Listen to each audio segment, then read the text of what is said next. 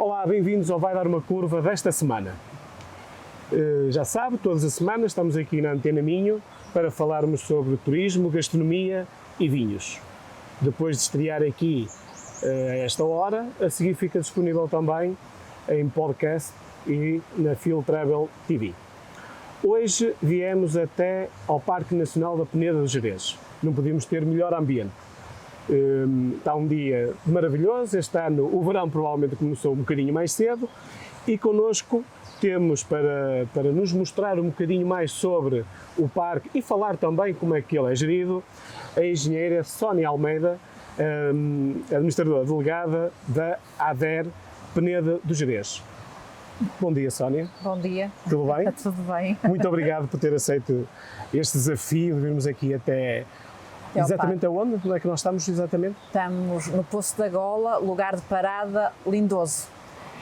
Nós, é verdade que estamos aqui com um ambiente fantástico de fundo, mas o Gerês é pincelado por uma série de pequenos espaços como este. Como este, o Parque Nacional está repleto... Parque Nacional, nós temos que...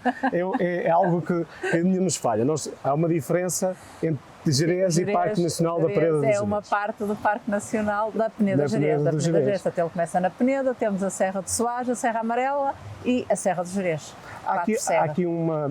Normalmente caímos sempre neste erro de chamar Gerês a todo este espaço que não é correto fazê-lo. Não é correto, ele acaba por ser tratado assim pelas pessoas, pelos visitantes, as pessoas dizem vamos ao Gerês, portanto habituaram-se a dizer isso e a mensagem foi passando como vamos ao Gerês, mas efetivamente o ir ao Gerês não é ir ao Parque Nacional da Peneda do Gerês. Quando as pessoas nos perguntam, nos pedem que lhes aconselhemos programas ou alojamentos no Gerês, nós temos que perguntar sempre, mas quer no Gerês ou quer no Parque Nacional da Peneda do Gerês? E é interessante que há muitas pessoas que não têm a noção da dimensão do parque, não é? São 70 mil hectares, tem Minho e tem Trás-os-Montes, portanto passa 3 distritos, é uma área mesmo muito grande. Nós já vamos voltar ao Gerês, mas antes eu queria lhe fazer uma pergunta que acho que é importante, que é nós percebermos o que é a ADER.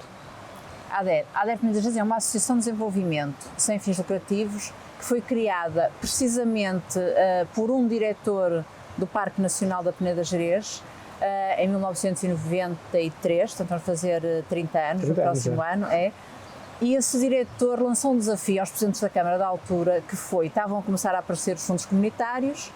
O Parque Nacional tinha uma grande vertente e obrigação de trabalhar a conservação da natureza, da biodiversidade, trabalhava também com as populações locais, mas ele entendeu que seria muito interessante se os próprios municípios se agregassem e pudessem também começar a trabalhar o desenvolvimento rural. E propôs-lhes criar uma associação para que fizesse esse trabalho sempre em sintonia com o Parque Nacional. E, portanto, daí durante muitos anos, o presidente da ADER era o diretor do Parque Nacional da Peneda do Gerês. Depois, entretanto, e com o avançar dos tempos, e porque agora o parque não tem um diretor, o diretor do parque é a diretora das áreas protegidas do Norte e florestas, portanto abrange 5 áreas protegidas. A direção passou para os municípios do Parque Nacional da Peneda do Gerês e os presidentes vão rodando a presidência da ADER entre eles, mas são eles os 5 que constituem o Conselho de Administração da ADER. São 5 municípios? 5 municípios, portanto nós começando de cima para baixo, Melgaço, Arcos de Valdevez, Ponte da Barca, Terras de Douro e depois Monte Alegre. E mesmo assim, como disse há pouco, é Minho e Trás-os-Montes. É Minho e Trás-os-Montes. Exatamente. Apanhamos Monte Alegre ali, uma paisagem completamente diversa à medida que se vai atravessando o Parque Nacional. Existe um modelo de cogestão deste parque? Agora foi criado, mas é uma lei governamental, foi criado pelo Governo o modelo de cogestão das áreas protegidas. Portanto, existe em todo o país. Todas as áreas protegidas têm que ter, e está decretado, um modelo de cogestão. Nesse modelo de cogestão têm que estar obrigatoriamente o Instituto de Conservação da Natureza e Florestas, um representante dos municípios que integram essa área protegida, neste caso aqui o representante é o Presidente de Arcos de Valdevez, que é o Presidente da Comissão de Cogestão, em representação dos 5 presidentes dos municípios, tem que estar um representante do ensino superior, que é a Universidade do Minho, e tem obrigatoriamente, por decreto, tem que estar também um representante das ONGs, da CREPADA, portanto não de uma ONG, mas que representa as ONGs. E temos também o representante da Quercus e FAPAS, portanto a pessoa que está na Cogestão está a representar todas as ONGs, mas tem elementos da Quercus e de FAPAS. Depois, até também por decreto, é possível pôr mais 3 entidades nesse modelo de cogestão que tenham relevância para o território. E entenderam as entidades que estavam, o ICNF e os municípios, que uma das entidades deveria ser a ADRPG, pelo trabalho que fazemos em todo o território, precisamente nós dizemos que já trabalhamos em cogestão há muitos anos, pronto, já fazemos este trabalho há muitos anos. O modelo que tinham já... É um bocadinho o que se pretende com este modelo. Está também a Direção Regional da Agricultura, porque nós estamos num território que, apesar de ser um parque nacional, é um parque habitado e que tem muita agricultura, muita produção de gado, muita produção de produtos agrícolas e, portanto, entendemos que o Ministério da Agricultura também fazia sentido. E depois está também um representante dos baldios, uma entidade que representa todos os baldios do parque também. Portanto, cada entidade que está não se representa a ela, representa um conjunto sempre de entidades. Para além disso, já foi formado, porque achamos era importantíssimo, considerando que estamos num parque que recebe milhares de turistas, e há também na Cogestão um grupo de trabalho do turismo, que é constituído por empresários turísticos de todos os municípios, um representante em cada município que depois trabalha com eles para que a Cogestão possa efetivamente ser representativa de tudo aquilo que se passa no Parque Nacional. Toda esta orgânica tem a ADER como organizador total? Não, relativamente à Cogestão tem que haver uma entidade beneficiária, que é a entidade que organiza, que gera, que no fundo vai coordenando o trabalho, sendo que quem coordena superiormente é sempre o ICNF e o Presidente da Cogestão. E essa entidade beneficiária, portanto temos um protocolo com o Fundo Ambiental, é a ADERPG, portanto nós é que somos responsáveis por agendar as reuniões, por fazer as sessões públicas de participação, fazer os relatórios, portanto todo o trabalho que está a ser feito, nós temos a obrigação de o compilar e de o ir apresentando nas reuniões de Comissão de Cogestão, para depois ter o parecer positivo ou não de tudo que está a ser feito, mas sempre por estas entidades todas. Então, depois desta explicação, que às vezes é complicado perceber, ainda sobra tempo para gerir o parque. Nós não gerimos, a ADER não gera o parque, mas nós trabalhamos, temos muitos projetos de desenvolvimento. Exatamente. Nas regiões do Parque Nacional, com as populações locais, na área do turismo, tivemos há pouco tempo a Grande Rota, portanto temos muitos trilhos marcados também, e vamos sempre fazendo projetos que deem resposta àquilo que são as necessidades das populações locais. Vocês também têm a valência da promoção do próprio destino. E a promoção do próprio destino. Nós temos uma central de reservas muito antiga, também, portanto, já formada, passado 2 anos, quase desde a fundação da ADERPG também, e que na altura a central de reservas foi criada com o intuito de promovermos e poderem ser alugadas as casas-abrigo do Parque Nacional. Portanto, havia 10 casas, 2 em cada município, que estavam destinadas ao turismo. E o Parque Nacional fez um protocolo com a ADER de forma a que nós montássemos essa central de reservas para promovermos essas casas. Entretanto, criou-se o turismo da aldeia de Soajo, criou-se o turismo da aldeia de Lindoso, e as entidades acharam que era interessante na nossa central de reservas poderem caber também esses alojamentos, lá está, para fazermos a promoção tanto externa nas feiras como internamente através da internet e através da nossa página. Portanto, alargamos a central de reservas, que neste momento é uma central de reservas que já não faz muito sentido existir como existia na altura, porque há muitas centrais de reservas espalhadas pelo mundo todo, falando principalmente na Booking. Exato. E, portanto, as pessoas já não precisam, entre aspas, de nós para procurar um alojamento no Parque Nacional. Precisam de nós para quê? Para saber informações sobre o Parque Nacional, porque essas centrais de reservas como a Booking não dão essas informações, não falam, não têm uma voz. Portanto, é interessante percebermos que as pessoas nos ligam muitas vezes, já fizeram a reserva, nós pensamos que eles querem reservar uma casa, não, já fizeram, e depois ligam-nos para saber informações sobre o alojamento, as condições, de onde é que fica perto, o que é que podem visitar, e nós quando perguntamos, mas é para reservar o alojamento? Não, já temos a reserva feita. Este acompanhamento também é essencial para as pessoas virem para o terreno, não é? É fundamental, daí eu dizer que o nosso trabalho continua, apesar da central de reservas não ter a função para a qual foi criada, que era vender alojamentos, tem a função muito importante de informar as pessoas que vêm para o parque, que é muito importante mesmo, porque há muito desconhecimento do turista e do visitante que vem ao território do parque. Há quem venha já com tudo organizado e, portanto, esses não precisam de ajuda, mas há muita gente, lá está, precisamente acham que vão para o Gerês e que o Gerês é uma coisa que até tem uma porta para abrir, portanto, que entram num parque, perguntam quanto é que custa entrar, a que horas fecha. E quando nós lhes explicamos que não tem nada a ver, se quiserem ir de um canto ao outro, se quiserem ir para Castro Laboreiro têm que fazer 1 hora de carro, se quiserem ir para Montalegre ainda têm que andar outra hora. Então, essa informação é mesmo muito importante e nós damos-la. Sónia, eu queria pedir para que nos fizesse um pequeno resumo o que é o parque, para termos uma noção da dimensão do parque. Ele vai desde a Serra da Peneda até à Serra do Gerês. Sim. E é uma distância que é 200 km entre um ponto e outro? Assim, em distância não lhe sei dizer. Portanto, ele tem 70 mil hectares. 70 mil hectares é a área toda do Parque Nacional. É 70 mil campos de futebol, por exemplo, para termos uma ideia do tamanho. E ele tem, depois, mas realmente tem altitude, né? Portanto, tem um relevo enorme, não é? Portanto, não é plano, não é uma área plana, e daí a distância, nós não contamos tanta distância em quilómetros, mas sim em tempo, porque claro, quando nós às vezes dizemos, por exemplo, chegar de Ponte da Barca, aqui este espaço ao Poço da Gola, são cerca de 20 quilómetros. Mas demoramos... São 20 quilómetros que não são 20 quilómetros na autoestrada, não é? Pronto. E aqui é fácil que a estrada é boa, mas se falarmos, por exemplo, em ir para Germil ou ir para Tourém, para a aldeia de Tourém na zona de Montalegre, as estradas são ainda mais sinuosas e atravessamos muitas vezes o Parque de Xurés, portanto o nosso caminho, o nosso percurso a ligação de uma ponta à outra, sim, atravessamos pelo Xurés. Para fazer a ligação de uma ponta à outra, tanto daqui de Ponte da Barca e Arcos de Valdez para Terras do Douro, Gerês, Vidoeiro, como para Montalegre, é mais fácil circularmos pela área protegida, entrar em Espanha e sair. Portanto, estamos na reserva da biosfera, que é transfronteiriça, por isso acabamos por estar também dentro de uma área protegida muito importante e também muito interessante turisticamente, que é o que nós costumamos dizer, é visitar 2 países num dia e uma reserva mundial da biosfera classificada pela Unesco, é assim uma coisa que não acontece em todo lado. E mais uma característica muito interessante e que os turistas gostam, é que nós estamos a cerca de 1 hora do mar.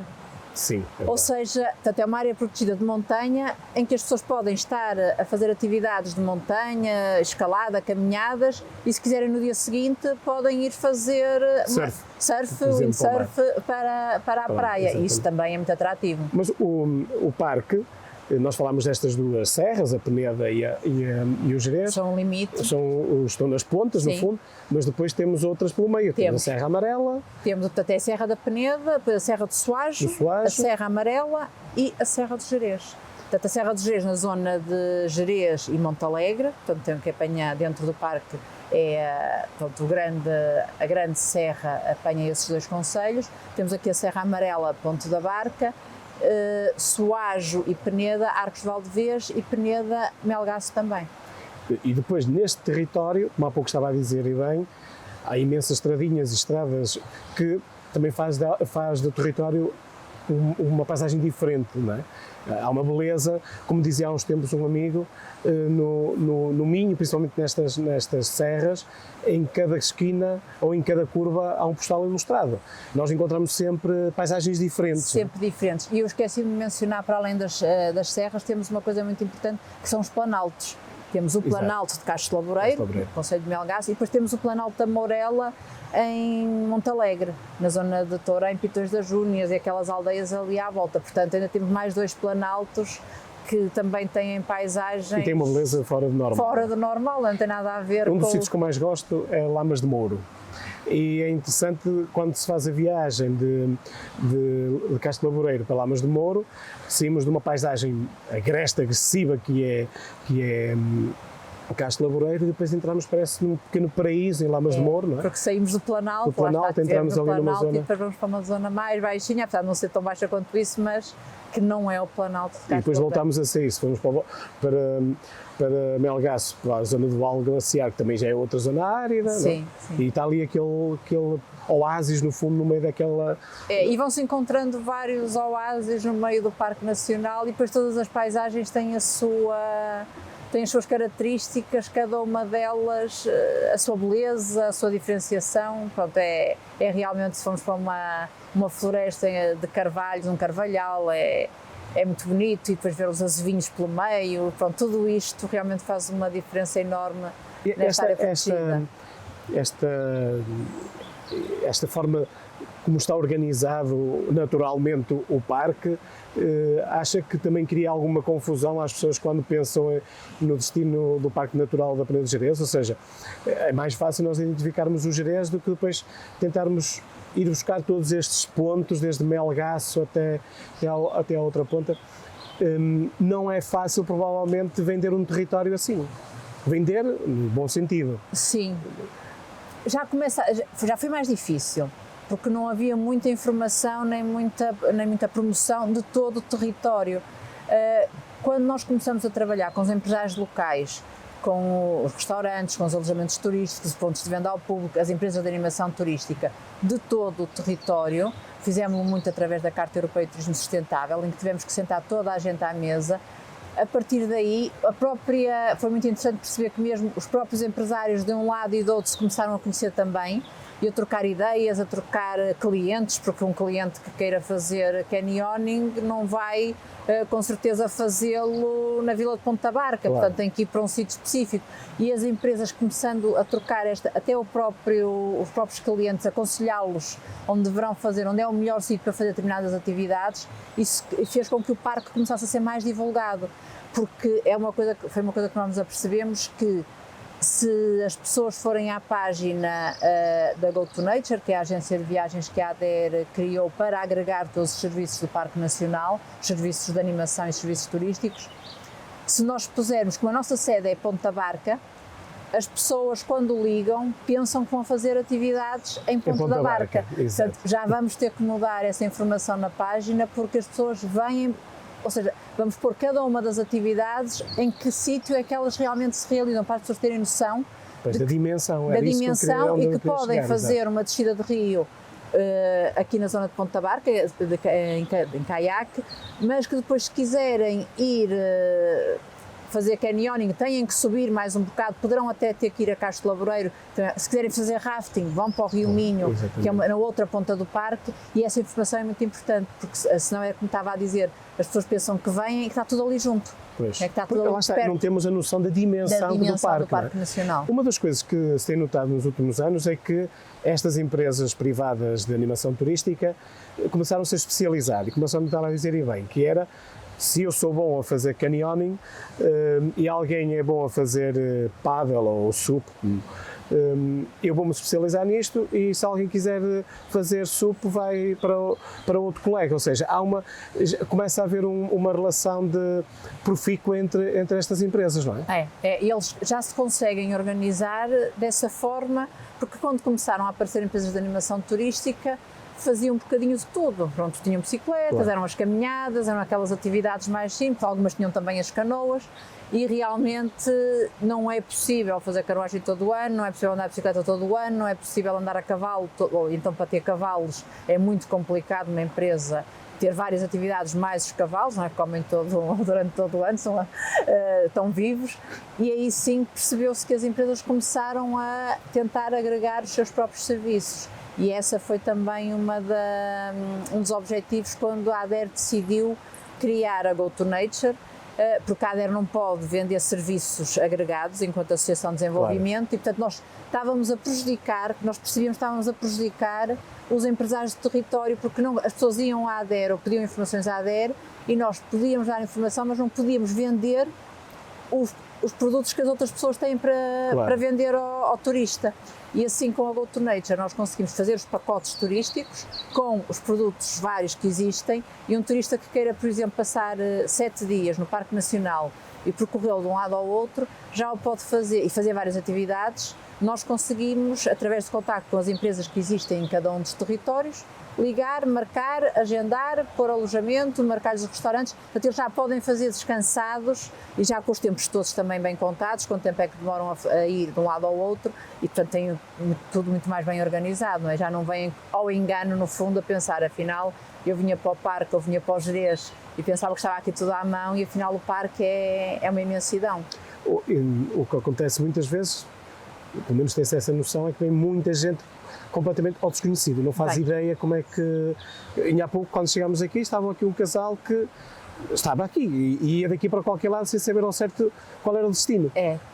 Perde-se muita gente durante o ano, perde-se, quer dizer, as pessoas perdem-se e voltam-se a encontrar, mas há muita gente que se perde. Há pessoas que se perdem no parque, mais do que isso, há pessoas que se cansam no parque, ou seja, alguns dos pedidos de socorro que há, não é porque as pessoas estão perdidas, é porque realmente as pessoas achavam que conseguiam andar mais do que aquilo que têm que andar para chegar a determinado sítio, principalmente no verão, para chegar às lagoas naturais. Pois. As pessoas põem no GPS, marcam aquilo e pensam, lá está, que aqueles quilómetros que aquilo indica são os quilómetros que vamos fazer num passadiço à beira-mar. E isso é que causa toda a diferença. Portanto, quando as pessoas nos veem nos trilhos, que nós temos alguns trilhos que são 5 km, 4 horas. Dizem, são loucos, como é que eu faço 5 km, olha, em 4 horas, eles já devem andar de rastros, não é? Não andam. Mas não, é porque realmente o território é muito íngreme, tem muitas subidas, muitas descidas, e há muitas pessoas que realmente, principalmente no verão, no verão tem os extremos, tem o verão e tem o inverno. No verão, porque começam a caminhar com pouca água, começam a ficar desidratados e, portanto, depois têm mesmo que pedir ajuda, porque já não conseguem regressar, mesmo que saibam para onde é o caminho, não conseguem, já não têm forças para regressar.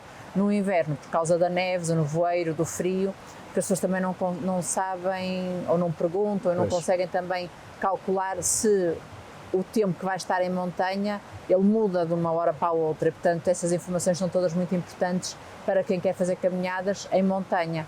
Não, a montanha ou o inverno ainda começa a haver cada vez mais gente a explorar, mas é algo que há muito trabalho a fazer-se, não é? As pessoas exploram mais o Gerês no verão para se refrescar, mas a beleza do Gerês é durante o ano inteiro. E principalmente primavera e outono. Mas já começamos a ter muita gente, principalmente estrangeiros, casais reformados, que nota-se, ou então as férias, quando são as férias escolares, que não coincidem com as nossas e que eles têm aquelas semanas de interrupção durante o período de inverno, que já vêm nestas alturas, e isso nota-se cada vez mais. Nós apercebemos agora com a criação da grande rota do Parque Nacional da Peneda Gerês, que atravessa o parque desde a fronteira da Amajoeira, em Castro Laboreiro, até Tourém, portanto faz mesmo a travessia toda. Percebemos, passa nas vilas e muitas aldeias do Parque Nacional, porque o objetivo da criação da grande rota foi esse, foi fazer com que as pessoas pudessem consumir em cada local onde passam, para dinamizar também o comércio local, consumir e dormirem, pernoitarem quando necessário. E apercebemos agora, pela quantidade de pessoas que temos a pedir-nos informação para fazer a grande rota e pelas pessoas que se vêm a caminhar fora do verão, na grande rota, que realmente está a vir mais gente já fora da época. A grande rota tem mais ou menos quantos quilómetros? Cerca de 200. Cerca de 200 quilómetros. Ela está prevista para ser feita em quanto tempo? É assim, se um montanheiro experiente fala em 7 dias. Pronto, consegue fazê-la toda em 7 dias. Já tivemos informação de uns amigos que vieram fazer, fizeram em 15 dias.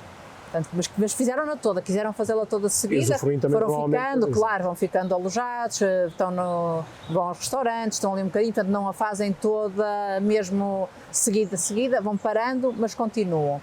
Há pessoas que estão a fazer por etapas, fazem 2 ou 3 etapas, depois na semana a seguir, ou passado 15 dias, voltam, fazem mais 2 ou 3 etapas, portanto têm essas possibilidades todas. E tem agora uma coisa muito interessante, que é, do lado do Parque dos Xurés, também está feita a rota transfronteiriça, ou seja, neste momento é possível percorrer o parque, toda a reserva da biosfera, em andar a pé. Eles têm nós temos 200 km, a deles tem cerca de 100, não chega a 100 km, mas portanto já está aqui uma grande rota transfronteiriça também. Esta relação com o outro lado da fronteira tem sido essencial para a promoção também deste destino. Complementa um bocadinho, no fundo, o que temos deste lado. Complementa, até porque a maior parte dos nossos visitantes, para além dos portugueses, são os espanhóis. Portanto, quem nos visita mais é o português e a seguir os espanhóis. E, portanto, eles gostam muito de vir para este território. Nós, como temos o Parque Nacional, é um parque transfronteiriço, portanto, eles são um parque transfronteiriço Gerês-Xurés. Depois, para além disso, desde 2009, são reserva da biosfera transfronteiriça. Portanto, há muitos projetos em conjunto, tanto para a conservação da natureza, entre as áreas, mesmo entre as direções das áreas protegidas, das duas áreas, como para a promoção turística e entre as entidades de turismo, promoção de turismo do lado da Galiza e do lado português, e entre associações, como é o caso da nossas, e associações do lado da Galiza. Portanto, fazemos projetos conjuntos para promover conjuntamente o território. A descoberta dos últimos anos por parte dos portugueses tem sido imensa. A pandemia veio acentuar essa vinda de portugueses para o destino Parque Natural? Veio porque as pessoas começaram a procurar a segurança, e a segurança estaria na natureza.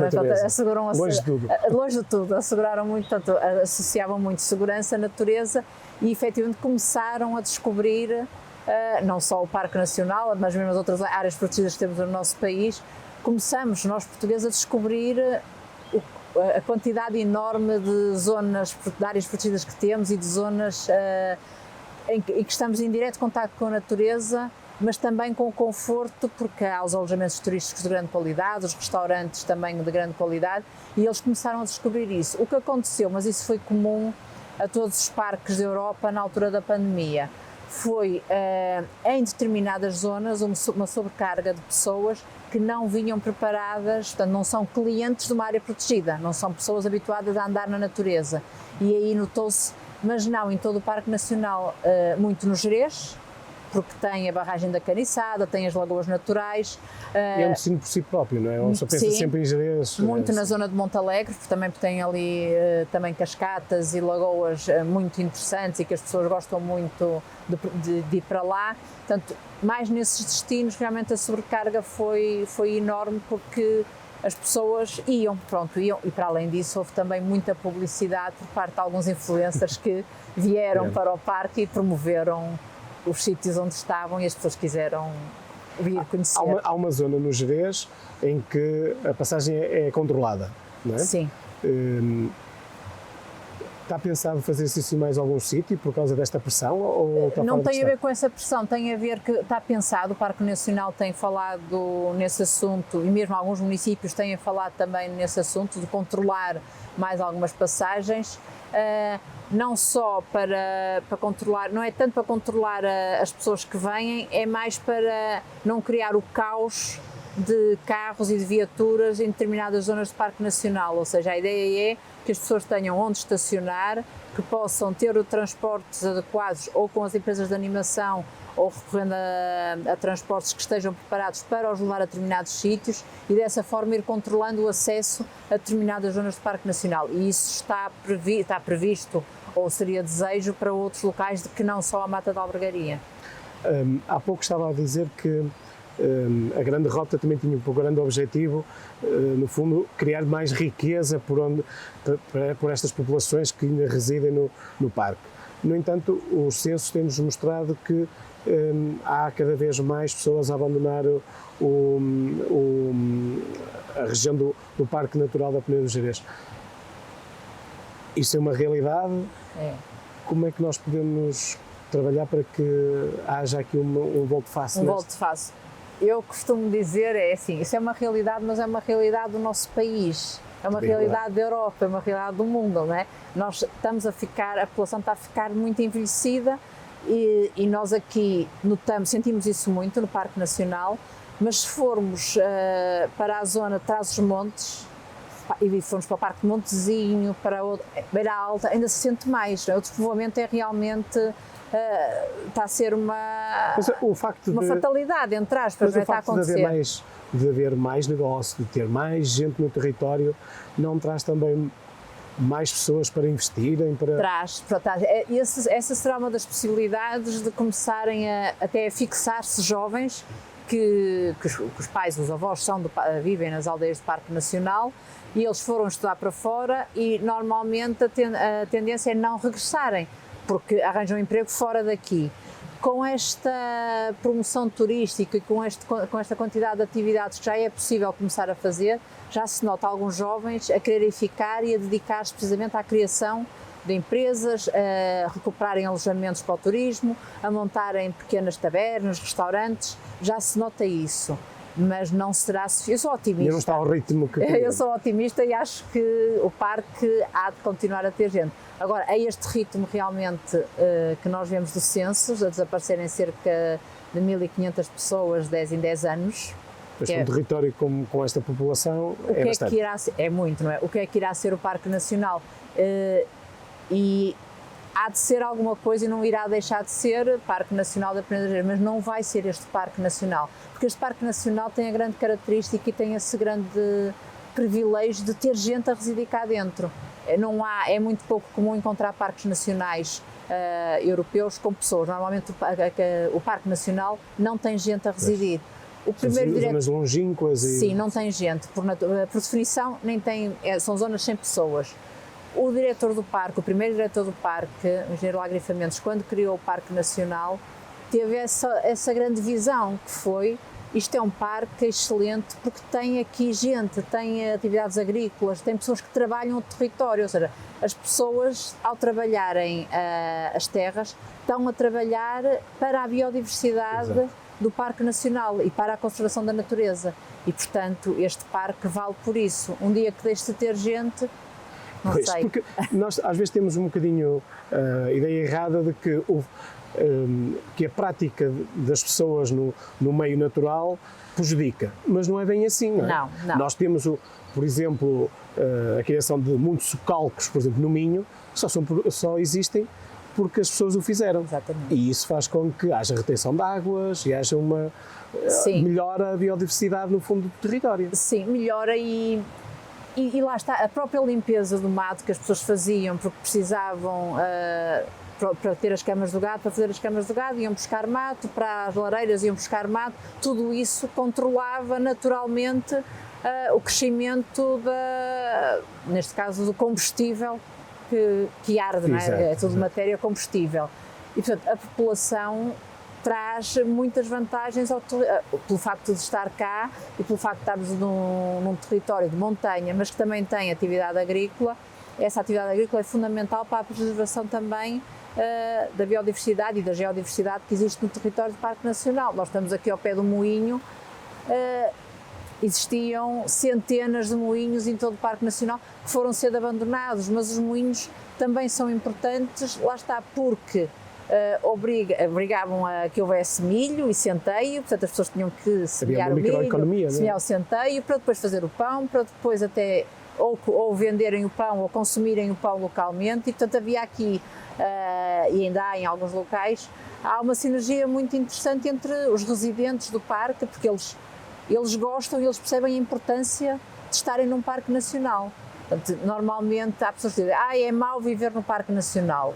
Não é mau viver no Parque Nacional, eles querem que lhes sejam dadas as condições necessárias para poderem estar num Parque Nacional como se estivessem noutro sítio qualquer, claro, e poderem desenvolver as suas atividades. Exatamente, isso é que é importante. Saúde, educação. Tudo isso, todos esses serviços de proximidade que começaram a desaparecer. E, para mim,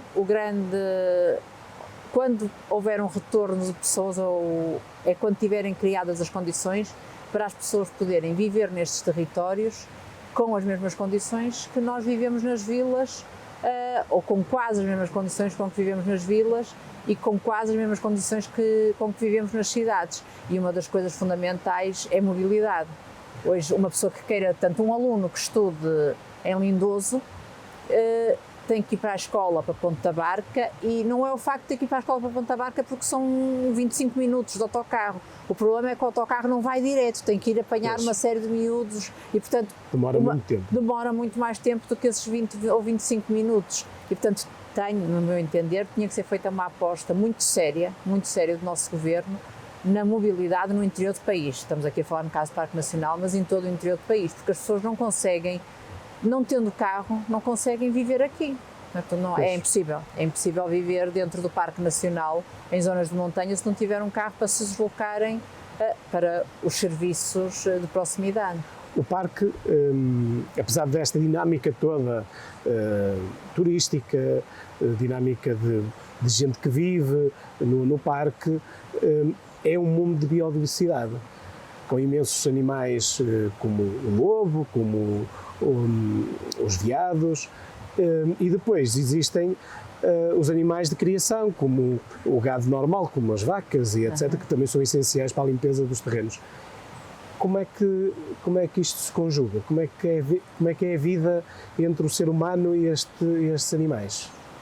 É pacífica porque as pessoas sempre criaram gado aqui no território, não é? Portanto, sempre tiveram vacas, sempre tiveram cabras e naturalmente sabiam que de vez em quando iam ficar sem uma ou sem duas cabras porque o lobo ia comê-las. Portanto, tinham os pastores, faziam a sua proteção com os seus cães, mas sabiam que isso iria acontecer, que era muito possível acontecer.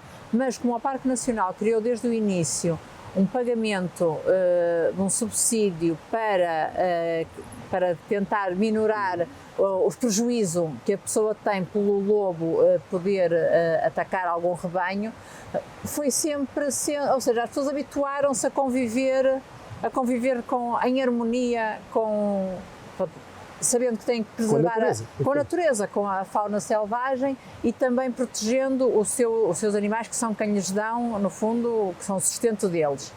Claro que há muitos anos atrás as pessoas não viam, por exemplo, o lobo com bons olhos precisamente por isso, porque eles atacavam o gado. Nós também temos uma imagem do lobo sempre do mal da fita, não é? Todos os contos infantis dizem sempre que o lobo é o mau, não é? E às vezes também... É isso, mas eles próprios criaram na altura os fogos do lobo, que hoje se vêem e que não são utilizados, porque é proibido caçar o lobo, mas a própria população sabia que em determinadas alturas do ano se juntavam todos e com aquelas estruturas que são gigantescas, não é? No meio do monte. Pois são atrações turísticas, não é? Que as pessoas vão visitar e ficam admiradas o que é que será aquilo. Eles próprios faziam a caçada ao lobo para que naquela altura em que o lobo atacasse mais os rebanhos não houvesse ataques tão grandes. O que começou a acontecer foi que o lobo começou a ser uma espécie em vias de extinção, portanto, com necessidade de proteção, e o Parque Nacional criou estes mecanismos de compensar. No fundo, há compensações de serviços, sim. Há outro animal que é um ícone do destino, que é o garrano, o cavalo garrano. Às vezes não parece que não é... Como é que eu ia fazer esta pergunta? O animal que é não merecia uma projeção diferente? Não sei, porque acho que... é um animal lindíssimo, quando se interage com ele na serra é uma experiência única, mas não há uma... sente que quem visita valoriza isso? Não, as pessoas não têm ainda, se calhar por falta de promoção e devida divulgação, não têm a noção de que aquele cavalo é um cavalo que só existe em determinados locais e não é um cavalo de montanha, porque não é um cavalo selvagem, apesar de que há muitos cavalos, a maior parte dos cavalos que se vê no Parque Nacional dos Garranos não são selvagens, têm dono, têm dono e nota-se bem que sim, porque eles têm que ter, o cavalo garrano tem que ter, para ser considerado garrano, tem que ter o ferro do garrano, a marca. Pronto. E há muitos produtores de cavalo garrano, portanto, há no Parque Nacional muitos produtores de cavalo garrano selvagens, são capazes de haver duas manadas, dois grupos de cavalos no Gerês, Castro Laboreiro, 2 ou 3, não há mais do que isso. Os restantes, e se as pessoas estiverem com atenção, são de particulares, mas não deixam de ser o cavalo garreiro e um cavalo que deve ser protegido e que deve ser também promovido enquanto uma raça autóctone, e já há algumas entidades a fazerem esse trabalho de promoção da raça garrana. Sente que as pessoas, quando vêm para a exploração do Gerês, vêm mesmo com essa intenção de conhecer esta pérola que temos em Portugal, ou a grande parte vem simplesmente para se refrescar e para os piqueniques? No verão as pessoas vêm mais para se refrescar e para fazer um piquenique e para estarem a conviver durante algum tempo. Depois, as pessoas que vêm fora na primavera e no outono já vêm para conhecer, para caminhar, para andar a cavalo, para fazer atividades, e essas pessoas já vêm para conhecer isso cada vez mais, nota-se cada vez mais o interesse de pessoas a quererem conhecer efetivamente o interior do parque. Quem nos está a ver ou ouvir e quiser vir ao Gerês, o que é que aconselha, como é que deve preparar a sua viagem para o Gerês? Para o Gerês, não, para o Parque Nacional da Peneda do Gerês. Pois, primeiro tem que escolher o sítio para onde quer ir. Exato, não é? dentro do parque. Tem logo que perceber quantos dias tem e para que, se só tiver um dia ou dois, não pode visitar o parque todo e logo aí começa a dificuldade. Vai ter que escolher um dos locais que queira visitar no Parque Nacional. E depois já há várias formas de organizar a visita. Ou contactando as empresas de animação turística, no caso de quererem fazer até alguma atividade, e as empresas já lhes preparam tudo, já muito organizado, têm tudo muito organizado. Claro, contactando a ADER Peneda Gerês, nós também damos todas as informações necessárias com as distâncias, onde é que há restaurantes, onde é que não há, onde é que podem dormir, que atividades podem fazer. Portanto, continuo a achar que somos uma entidade com uma grande capacidade de informação e muito importante para dar essa informação. Isso nota-se a vários níveis, porque até para informações que não tenham tanto a ver com o turismo, mas com determinadas coisas relacionadas com o parque, nós somos normalmente uma das entidades contactadas para obter essas informações. Portanto, ligam-nos muito frequentemente jornalistas, investigadores, pessoas que querem saber algumas coisas e ligam-nos para saber como é que podem mais rapidamente chegar à pessoa certa para os acompanhar ou para lhes dar informação. Mas com esta dimensão, provavelmente, o ideal é vir 7 dias e vão ficando 2 dias numa zona. Isso era o ideal, era. Mas provavelmente vão descobrindo um território completamente diferente de uns pontos para os outros, não é? Sim, completamente diferente, e ainda com a vantagem de poderem ir também à Galiza, e portanto é uma experiência única, não é? Quem puder tirar férias no Parque Nacional durante uma semana, é uma experiência única. Quem quiser vir fazer caminhadas, deverá vir preparado e já com as caminhadas previstas e consultar as empresas que estão preparadas para isso. Sim, isso é muito importante. Nós temos, e quase na nossa página da internet temos, agora por causa da Grande Rota temos, ou seja, quase todas as entidades têm um manual de boas práticas, o que material é que deve trazer, como deve ir sozinho, a quantidade de água que deve trazer. Essas informações estão todas publicadas, as pessoas às vezes não consultam e vêm à aventura. Normalmente quando vêm à aventura não corre muito bem, portanto, ou são pessoas já muito experimentadas em montanha e portanto conseguem, e até trazem cartas militares e orientam-se, ou trazem no GPS os percursos que querem fazer e sabem muito bem o tempo que vão demorar, onde é que têm que parar e a que horas é que vão acabar, ou então vir à aventura é um bocado complicado porque podem-se perder facilmente, podem-se cansar rapidamente e depois podem ter dificuldade, portanto não vai ser uma experiência agradável. Aquilo que eles achavam que ia ser um dia de caminhada interessante pode se tornar um pesadelo. Sónia, para terminarmos, qual é o projeto que ainda não conseguiu realizar e que gostava imenso de realizar no parque? Eu costumo dizer que nós fizemos agora um projeto muito interessante que foi o Vidas com História, em que conseguimos ouvir ouvimos bastantes pessoas de idade a contar e registamos as histórias de vida de quem estava no Parque Nacional, que no fundo é a história de vida do Parque Nacional. E eu gostava muito que esse trabalho, ele terminou, foi um interreg, do lado da Galiza foi feita a mesma coisa, mas eu gostava que isso foi feito e agora toda essa informação que existe pudesse ser promovida, não ficasse na gaveta. Sim. Então, nós temos um livro, mas para além do livro temos tudo gravado e são histórias fantásticas, são coisas que daqui a 10 anos ninguém as vai saber contar. Pronto, daqui a 10 anos ninguém as vai saber contar e eu gostava muito de ter um projeto em que pudesse de alguma forma fazer esta divulgação do que foi dito durante 3 anos que demoramos a fazer o projeto e que ficou e que está registado e que está guardado.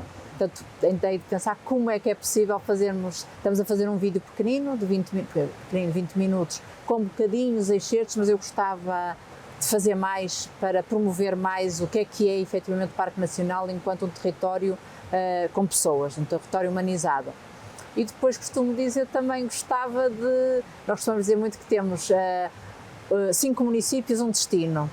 E agora com esta ligação tão grande que temos com o Xurés, gostava muito daqui a uns tempos poder dizer que são 11 municípios, 2 países, um destino. Pronto, porque acho que nós temos ainda aqui muito para trabalhar com o lado lá da fronteira, que é exatamente igual ao nosso, não é? Tem características diferentes, tem monumentos diferentes, mas têm